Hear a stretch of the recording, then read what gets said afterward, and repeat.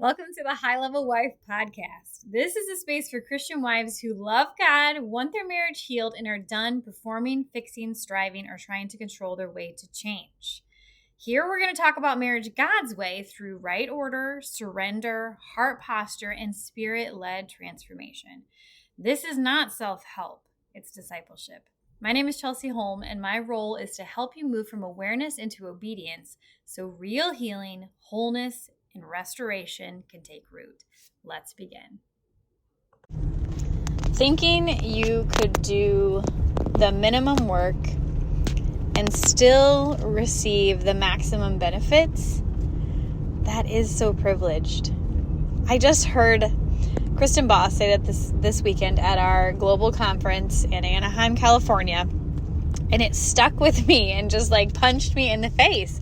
Because how often are we as humans wired to do the least possible work with the minimal amount of effort as possible, but we expect to get the best results, right?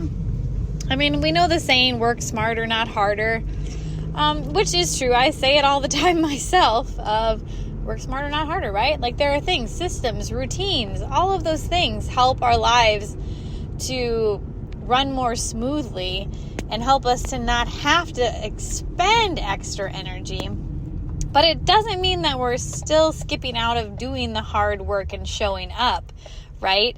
It just means that we're following a system so that we're not wasting our energy and resources running around, wheels spinning, all of that stuff, right? So I wanted to talk today about change and what is required of you in order to produce change in your life. The biggest thing is nothing changes if nothing changes. So I want to challenge you right now to think about, where do you want to be a year from today? This could be in whatever area it is that you are really working on right now or that you're really wanting to grow in.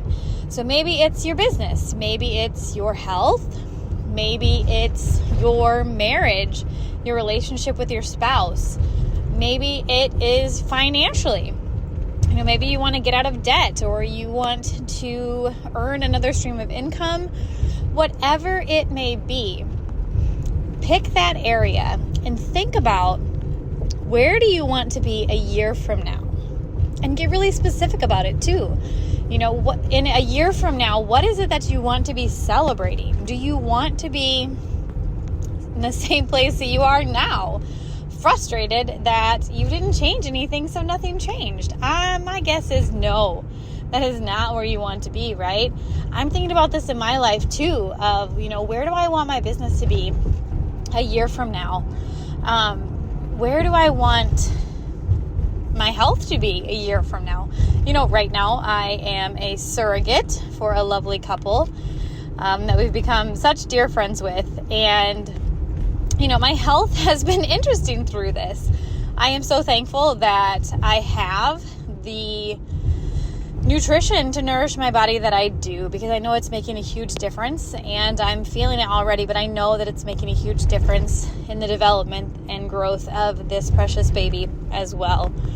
But things have looked a little different for me when it comes to fitness and movement in many different ways. I am huge, as you know, if you've listened to me for any length of time, into resistance training, specifically, weight bearing, lifting weights, lift heavy sis, that's me, with getting our heart rate spiked up. But I'm not a cardio queen, and that's not me. I've learned a lot and grown a lot over the years, and to me, exercise is meant to energize us and not kill us. And that doesn't mean that we don't work hard and show up during those exercises, right? And give it our all, because that's how you get benefits and experience those results down the road when you do that consistently. But at the same time, with this surrogacy, I had to take off pretty all forms of exercise for, I think it was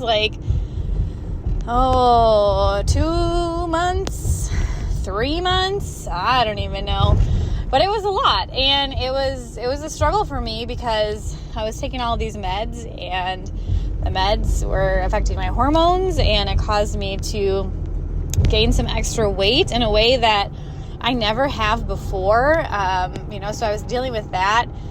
And I know that we have to put in the time and the effort in order to get the results that we want. And I wasn't able to. And so that was frustrating for me. And so I've really had to change the way that I show up. And once I was cleared for exercise again, things are different.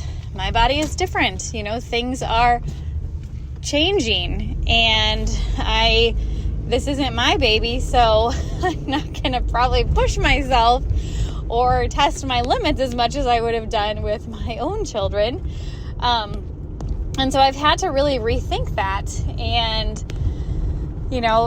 to give myself some grace through that, but also to still find ways to keep working hard and challenging myself in a way that's safe and effective for all of us, right?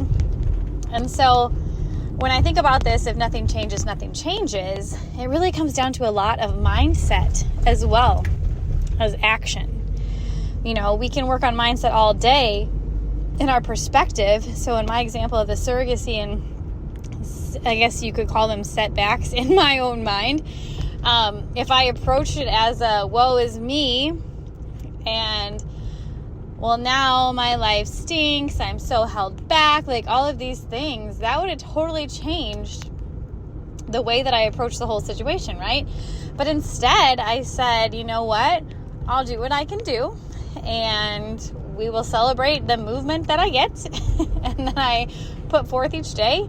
And that perspective was totally different, but then I had to pair it with action. So it was this mindset shift, but also paired with action. Because if we just sit here and we stay stuck in this dream zone of this is what I want and this is where I want to be a year from now, but we don't actually pair it with action, consistent action over time, then nothing is going to change. So it's not just changing our mindset and our perspective and the way that we look at things.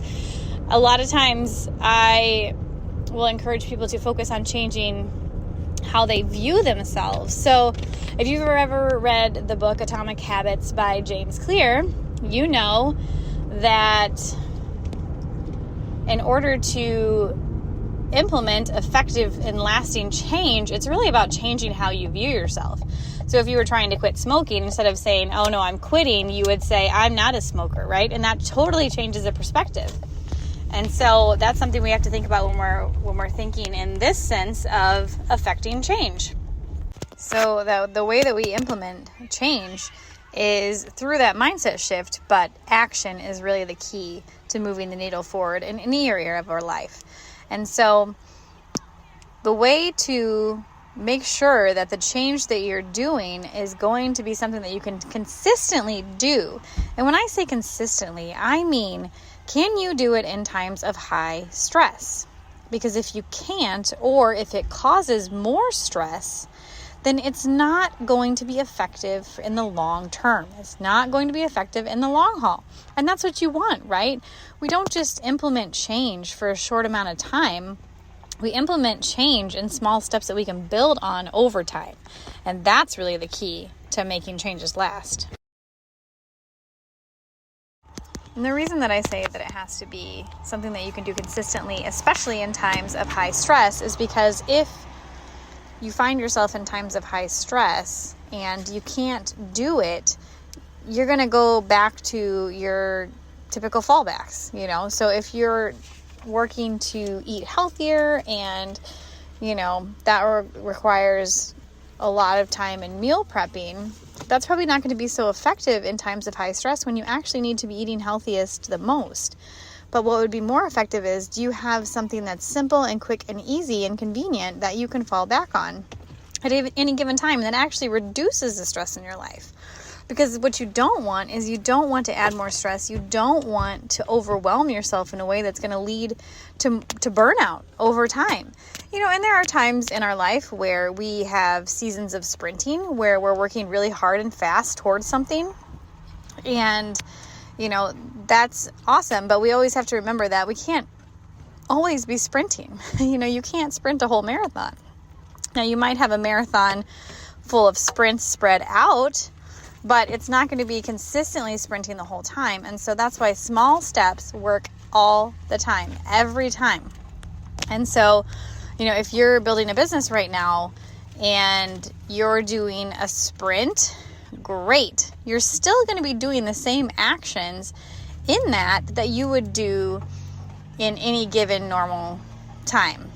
But you're just doing more of them, and you're taking more time to do them than you typically would. You're exerting more energy, time, and resources in a way that you wouldn't typically do, but you still have the same fallback habits and actions all the time. So one example of this for me in my health was after I had 3 kids in 3 years, I was, completely exhausted and depleted of nutrients. And what I really needed was to nourish my body. And I was so stressed that trying to do something like taking a whole new meal plan on that, was meals I wasn't used to cooking or prepping or whatever, that was just not going to work for me. But at the end of the day, I still needed to nourish my body. And so what actually worked as effective habit change for me that totally changed the results that I'm experiencing today, still 9+ years later, was that I needed to have a protein shake and switch out my vitamins every day. And that's something that in times of high stress, I can fall back on. It's not something that overwhelms me. It actually is something that reduces my stress. And so that's why it has worked, is why it's been effective, and why it's led to big changes over time. And not only that, but it's such a small step that it's something I can consistently build other habits on.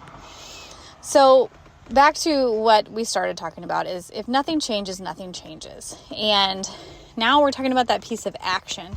So what is one thing you can do that is going to move the needle forward in the given area that you want to experience results and big changes 1 year from now? And that's the question you need to answer yourself. And if you don't know what that is, or you don't know what is actually going to move the needle forward, you're going to be able to decide if the action is going to work in your life, if it's going to reduce stress, if it's going to not lead to burnout, right? But you might not know exactly what action to take. And so this is why you should always seek out someone who is where you want to be, who's already done the work.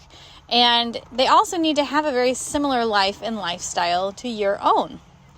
If you are trying to implement workouts, but you're hiring a trainer who doesn't understand the logistics and everything that goes along with having kids, that's probably going to be a challenge for them to give you steps that are going to work with your life.